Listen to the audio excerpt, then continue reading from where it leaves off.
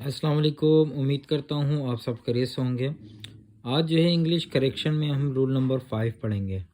Start करते हैं। Rule number 5 क्या कहता है कि एज इफ़ या एज थ्रो के बाद हमेशा वर्ब लगाएं या वर्ब पास्ट की कोई शक्ल लगाएं।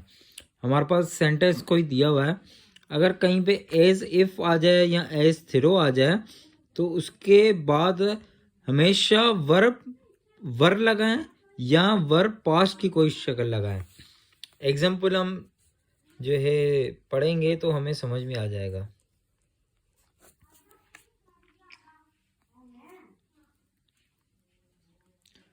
It looks as if he is mad। ठीक है।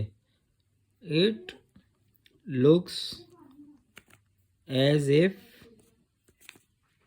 he were mad। ठीक है। पहला हम पढ़ेंगे इट लुक्स एज इफ आ गया। अब ही इज मेड, क्या कह रहा है? He is made. तो हमें क्या कह रहा है कि एज इफ एज तेरो के बाद वर लगाएं या फिर पास की कोई शक्ल लगाएं। तो यहाँ पे क्या है? यहाँ पे प्रेजेंट की शक्ल है, तो इस वजह से ये रॉन्ग है। ठीक है। यहाँ पे क्या कह रहा है? It looks as if he were made. तो इसके जो है रूल ये क्या कह रहा है कि ये सही कह रहा है। एज इफ के बाद क्या लग रहा है? वर लगाएं। तो यहाँ पे वर लगा हुआ है, तो इसका मतलब है कि ये हमारा सेंटेंस सही है। अब दूसरी एग्जांपल में हम देखेंगे।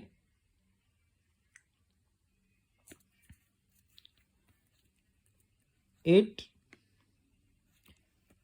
लुक्स एज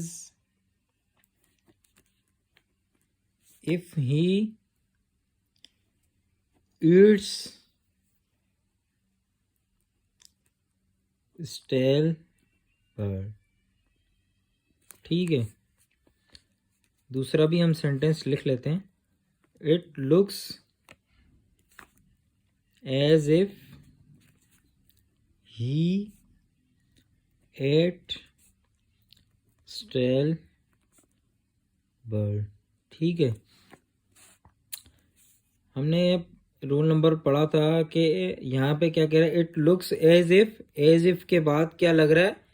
प्रेजेंट फॉर्म लग रही है, तो इसका मतलब है ये हमारा सेंटेंस रॉन्ग है। ठीक है।